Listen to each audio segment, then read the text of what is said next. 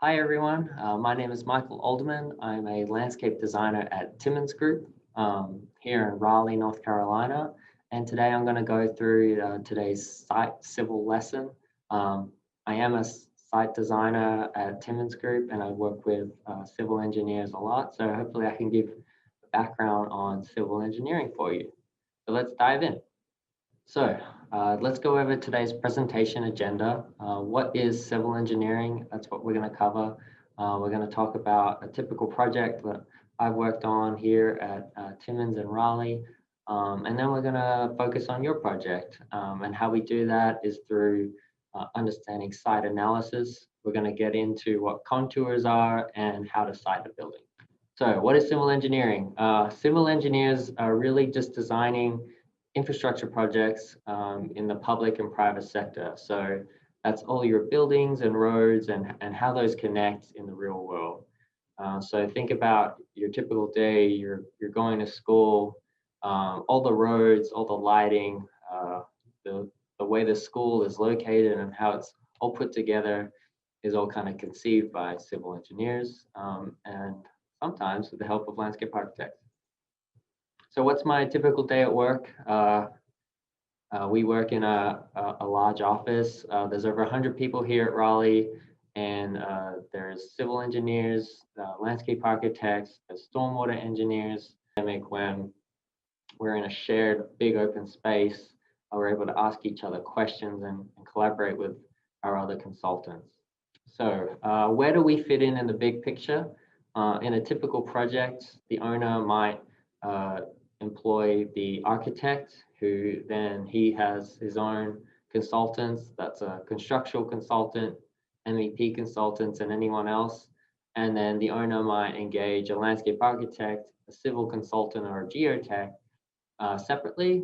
Sometimes we work directly for the architect. So just depending on the project, whether it's a big building project, we might work with the architect. If it's more landscape architecture or civil heavy, they might lead the project. But those kind of dashed lines there show that, we're constantly talking with the architect in order to, fulfill what the owner needs from us in the project. So what software do we use? We're always in AutoCAD Civil 3D.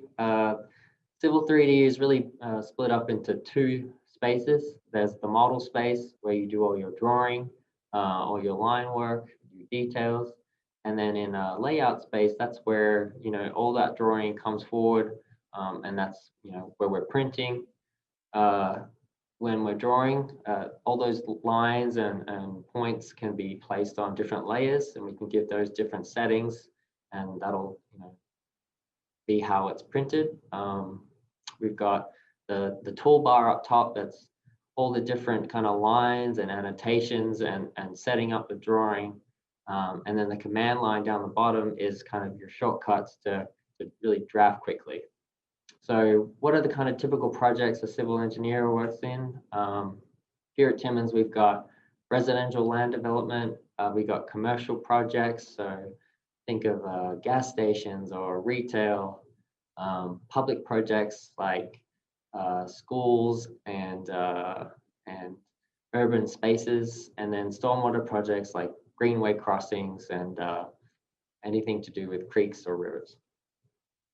So this one we're going to go through today is the Johnson Community College engineering building. We have just finished design. It's about to go under construction. We're really excited about this project. So kind of going to go through, how we went through the process of siting that building and coming up with a construction document package. So the first thing we want to do is site a building, but we want to know what our considerations are. So we know that the size of the building is based on the amount of class space that they wanted for this engineering building. They had different classes with different needs, and they also had an auditorium. So pretty early on, we knew how big that building needed to be. We also knew we wanted to retain some of those existing trees. The pine trees really set a kind of aesthetic for the campus as this campus in the woods. And then they also wanted to improve their driveway access. So right now, when school gets out, there's only one driveway to leave that big parking lot. So one thing that we were looking at is connecting that driveway to that secondary road on the right side. And then also allow for future campus expansion. So right now they have kind of a growing campus. They've got one new building that they're planning on, their engineering building, but later down the road, they might want to add another building or add more parking. So giving them that flexibility, we want to keep that in mind when we're placing our building. So the first thing we want to look at is boundary setbacks. So a setback is just the offset from the road that we can't build in. Luckily for us, it doesn't go too far into the site, so we've got a lot of flexibility in where we can place our building. Those two green and blue lines, that's the sanitary sewer and existing water lines. So we'll come back to that later. So access. So I talked about how they wanted to connect that driveway through, and that really kind of sets the space up, and we know our boundary of where we want to place this building. So even though the building is only about half the size of that space, it takes a lot to place a building, and you can see that the impact to the existing site is we know that there needs space for a plaza.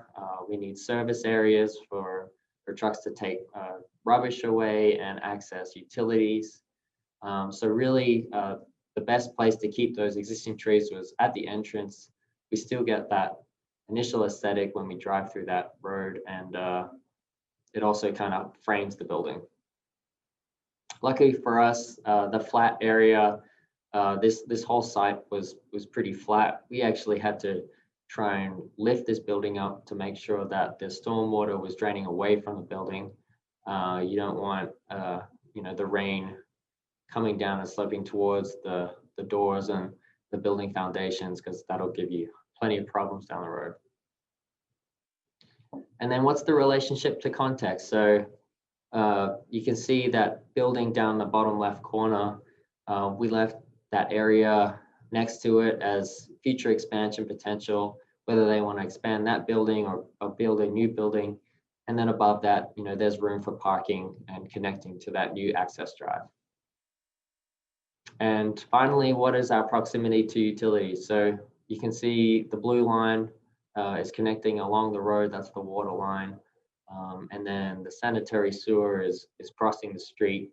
And so the civil engineer is gonna figure out all those calculations in order to make sure that the water is gonna move down the pipe system. It's gonna have the right pressure, and the pipes are large enough to carry all that water. So we're in the next phase of the design. We've done our site analysis. We know where the trees were, we knew where the flat areas were, and we knew the size of the building. We kind of came up with that development diagram, and now this is kind of that conceptual site plan that we can move forward. And once the owner has approved this, we can move into construction documents. So typically we'll have a demolition plan where we'll show all those trees that are removed, any existing utilities. We'll have a layout plan, which shows all the built elements, a grading and drainage plan, a utility plan, and a planting plan. Once we have all those documents ready, we'll be able to bid the project to a contractor, and they'll be able to hopefully construct it based on those drawings.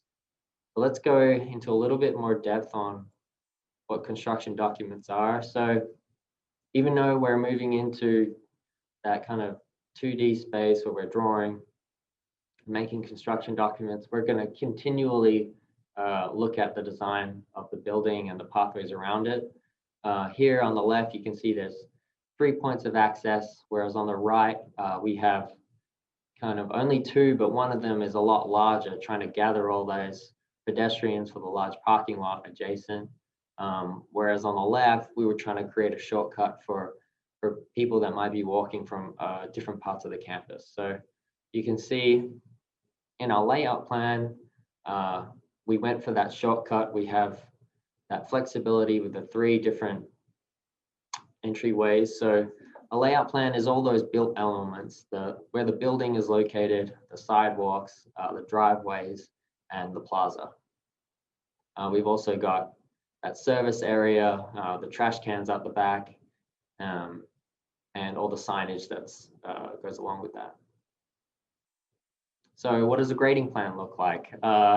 We can get into what contours are later, but here we have the building located, and we have a lot of what we had in the layout plan, but now we're showing where we're changing the contours, where we're lifting the ground up or pushing it down.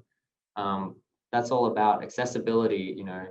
How does someone get from their car to the building entrance in a safe and easy way? And also it's about stormwater drainage. We can't have the water draining back into the building.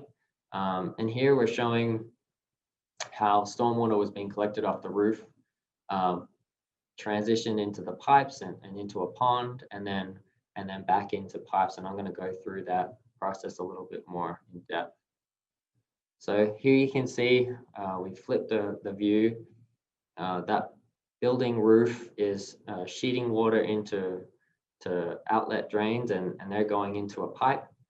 That pipe's feeding into an outlet structure that feeds the water into a dry detention basin. So the main idea here is to slow the water down in large rain events. So the civil engineer is going to calculate how much water is going to be collected in that 1 in 100 year flood event. A lot of rain is coming through.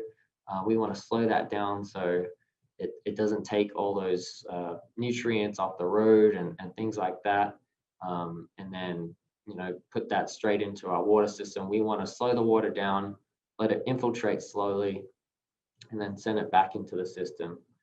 And so what does that look like in real life? So you can see a lot of the stormwater plantings of the grasses and kind of shrubby trees, as well as the rock channel. So we will go through our construction documents and come up with construction details where we're showing utilities, we're showing the ground plane and section. And this is really what the contractor is going to use to help them build what you see in those pictures. Eventually, we'll have a final construction package, and we'll be able to start building. So the first thing we're going to do is go through demolition. We're going to clear the area and set a flat pad for our building. Once that's set and we're out there every couple of weeks making sure we're answering contractor questions, just making the process really smooth and easy, and guiding the contractor as they build. And hopefully it looks something like the 3D render we came up with kind of at the start of this process. So let's understand what contour elevations are first before we get too far into this.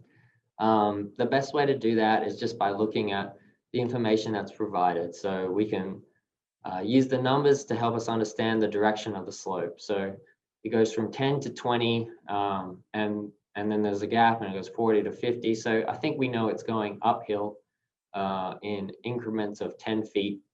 And so my guess is that it's a 30. Yep. See, that was pretty easy. But there's plenty of ways that we can read maps, and you can do that on the top view or the side view. And the more information we have, the easier it is to kind of understand those 2D lines. So how do we know what the slope is? The closer together the lines are, the steeper the slope is a good rule. You can see the red arrow crosses 2 lines or 3 lines, but it goes up 2 contours. And we know those are 10 feet each. So we know that's going up 20 feet in height. Whereas on the right, we have the same arrow in blue, and it only goes up 1 contour. So it's only going up 10 feet in the same amount of distance. So we calculate that by using the formula gradient equals rise over run. So gradient is the slope, rise is the height that you're going up, and run is the distance that it takes to go across that slope. So if you look at the blue arrow, the gradient is,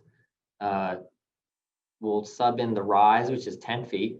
We know it goes up 1 contour, and the run is 40 feet because we know that the arrow is 40 feet in length. So the gradient is 1 over 4, which is 25%.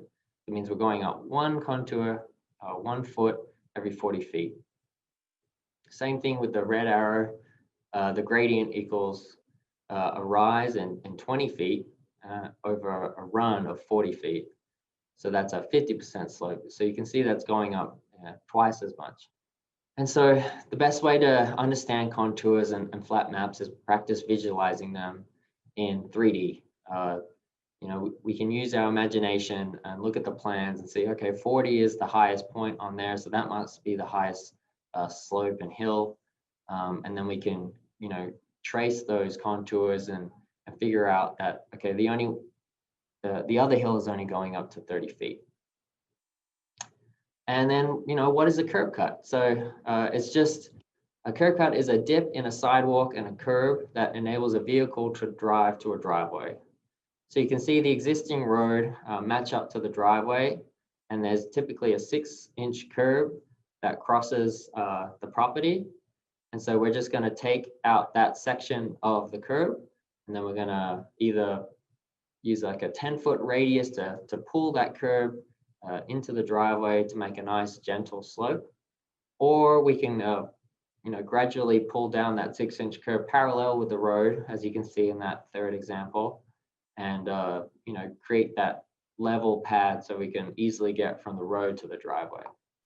So I know we've thrown a lot at you in the last couple of weeks, so we're going to keep today's lesson short. I'm going to talk about what is landscape architecture and a typical project I would work on here in Raleigh. And then we're going to talk about inspiration images and how those can be used to communicate your ideas. And then we're going to talk about your overall project and this week's site activity. So what is landscape architecture? Landscape architects analyze, plan, design, manage, and nurture the built and natural environments. We design spaces for people and the communities they live, work, and play in. We're often collaborating with architects, engineers, and general contractors. In a typical week, I'm usually in my office, but sometimes if there's a project under construction, we might make site visits. Or we'll go and visit other consultants like architects or engineers to share our ideas. So a typical project might be, you might just think of parks, but we do so much more than that. Anything from street design to college campuses. I've worked on a farmer's market plan, a state park, and lots of playgrounds. So any space outside of a building, and sometimes we're placing buildings on a site, it's really up for grabs.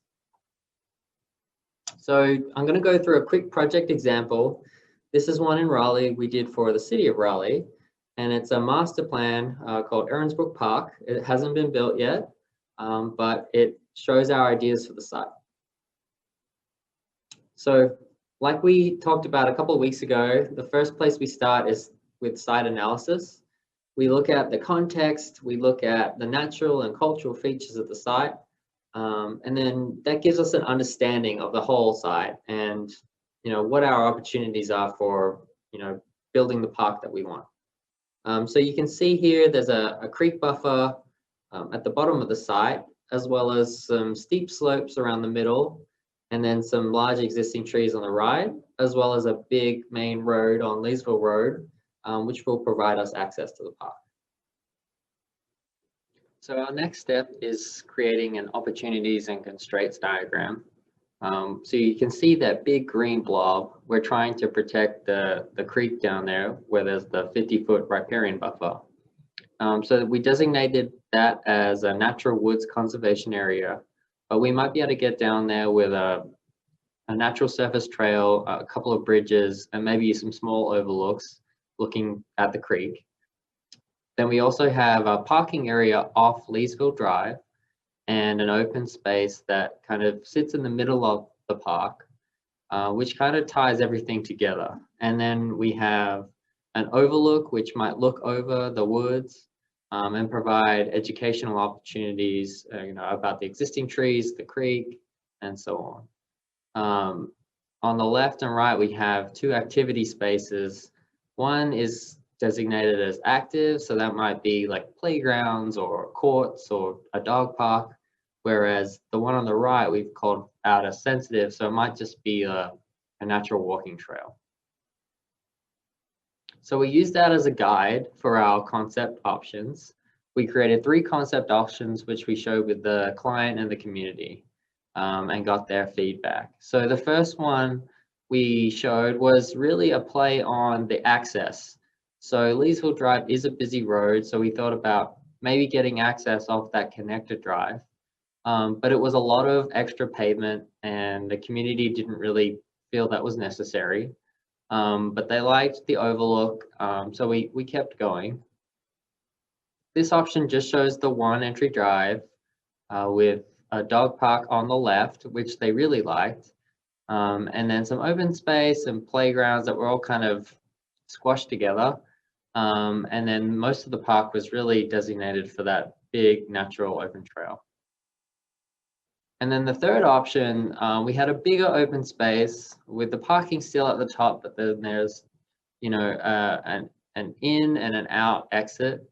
And they really like that as like a one-way loop to get in and out of the site. This showed a basketball court where the dog park was, but they kind of wanted the dog park more and thought that would get a lot more use with the neighborhood right there. And we're also showing overlooks and a small trail system. So we kind of used all 3 options and took bits and pieces of each of them to come up with the final plan. So you can see the final concept plan. We have the dog park, the shelter in the middle with the lawn space, a nature overlook, and that kind of conservation area we talked about. But there's other ways of showing the plan. So you can see it in section and you really get a sense of the scale with the people in there and the shelter and the trees. You can kind of feel yourself more in the space and imagine you're there. And then the third option that you can use is inspiration images. So we looked at other nature overlooks and shelters in Raleigh, as well as play spaces and other opportunities to gather. So think about what your space and your project, the kind of images that you can use to help communicate your idea. So we had a couple questions last week or 2 weeks ago about what drafting software do we use. So we start off with our layout design in AutoCAD. And then we're going to bring that into a 3D software like SketchUp, where we start to build up the scene. So those lines, those 2D lines, will create surfaces on like a 3D plane, and then we'll start to add in trees and benches and all the site elements that'll kind of fill up the space. And then we'll take that and we'll bring it into a final rendering engine like Lumion or a SketchUp plugin that'll kind of give us that realistic look, which will really easily communicate our ideas to the client and to the community.